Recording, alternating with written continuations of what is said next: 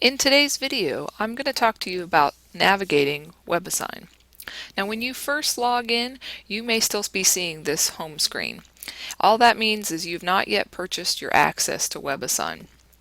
You still have 11 days remaining on your free trial, but when that trial period's up, you're going to need to purchase WebAssign. You can do so by purchasing the book new at the Titan store, or you can purchase the access online, and I'll post a website for you to be able to do that. But for now, we're going to go ahead and continue our free trial.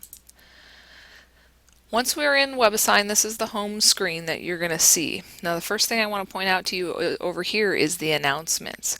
I often post announcements about things that are coming up in the course, like quizzes or tests, or other important information that you need to know. So keep an eye on those announcements because they do change.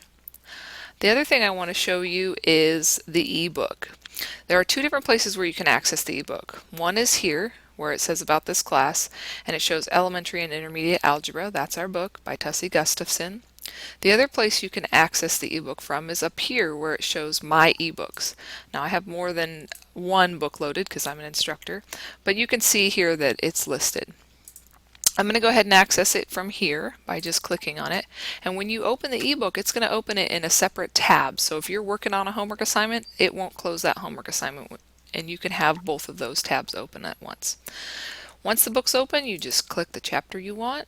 Go ahead and click the section you want. Let's look at 4.1, and here it is. This is the exact same book as your textbook. Okay. Down here you can toggle with the different views. I like to look at the double page view just because that's what I see when I actually open the book.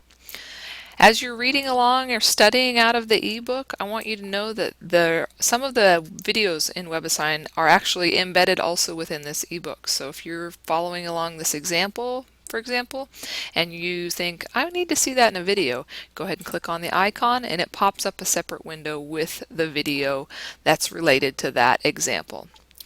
Okay, you can also toggle to the next page. You will also see that there are embedded tutorials in the ebook as well. Okay, go ahead and close that. There's another place where you can access the videos when you're inside of WebAssign, and if we go down to the bottom of the page where it says resources, underneath it says Tussie Elementary and Intermediate Algebra. Again, that's our book. We open it. Let's go to chapter 4 again and lecture 4.1 videos. Now these are also the videos for section 4.1. So I encourage you to watch these videos when you're reading the text and when you're studying. This is just another way to access them. And there are multiple videos in there, some of more than what's even embedded within the ebook. So I encourage you to check these out. It's a good part of studying. Okay, the next thing I want to show you is also within this resources tab are my class resources. Now when I post resources for the class, they're going to show up down here. So you see that the syllabus is here, the schedule is here. Other resources I will post, they'll show up here. So for example, the paper pencil portion of tests and the final, those will show up down here under my class resources. So keep an eye on that. If you need to find something, it's likely listed in this section. At the very top is your My Assignments. Anything that's in blue is an accessible assignment.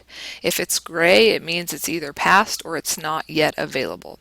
Remember that when you are working in an assignment, many assignments you must get 75% or 100% correct before moving on to the next assignment. So we'll go ahead and open an assignment here and see what it looks like.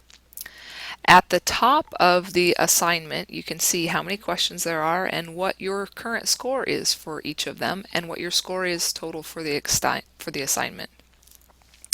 So you can see I have this first one correct, and then when you are selecting an answer, you can submit question by question on the homework, or you can submit all the way at the bottom of the homework assignment. So those are the two options. Submit assignment. Some things are important to note that if when you have a problem, say like this problem, and the math pad is supposed to come up, if yours is not coming up, you need to check and make sure you have the most recent version of Java downloaded, or that you're using the most recent version of your web browser. So you can check that. If for some reason something's not showing, like that math pad, or if the toolbars or the graph are not showing up properly, you need to double check and make sure you have your system updated as much as possible. I'm going to go ahead and submit that question back here just so you can see that once I submit that question, it will show that I got it right. Good thing, since it told me the right answer, and it's now adjusted my score up here as well. Okay. You can click home, or you can go ahead and click back to my assignments. This will show you all of your assignments and your scores. I'm going to go ahead and click home. It's going to take me back to my home screen. I have multiple courses. Okay. Right under assignments will be grades. I will not be updating those grades probably until after the first test. There's just not enough information to really calculate grades until then, so be looking for that after the first test. Under the grades is your personal study plan. This is something that the publisher creates. It's not created by me, but you can use it to study. Within the personal study plan, you can go to a specific chapter, like chapter 4. You can take the chapter quiz, and it will give you an idea of how you've done overall in that chapter, and then you can work on each of the practice quizzes within each section. Again, this is created by the publisher, not by me, but it could be used as a good resource when it comes to studying. After you take the quiz, it will give you a score of either green, meaning you're good, yellow, meaning you probably still need some work on it, or red, meaning you probably still need a lot of work on it, and they have some tutorials. So it could give you an idea overall, how are you doing within that chapter or section. And then the last thing I want to show you today on this Navigating WebAssign is the Communications tab. If you want to send me a message, you can do so, or a help request, you can do so. It all goes via the communication. The one thing I want to remind you, however, is that that communication I only see when I'm logged into WebAssign, or when I next log into WebAssign. So if it's something that you need a more immediate response, your best bet is to email me. But if it's something that I can get to the next time I log into WebAssign, you're welcome to use the communication tab and send me a message that way.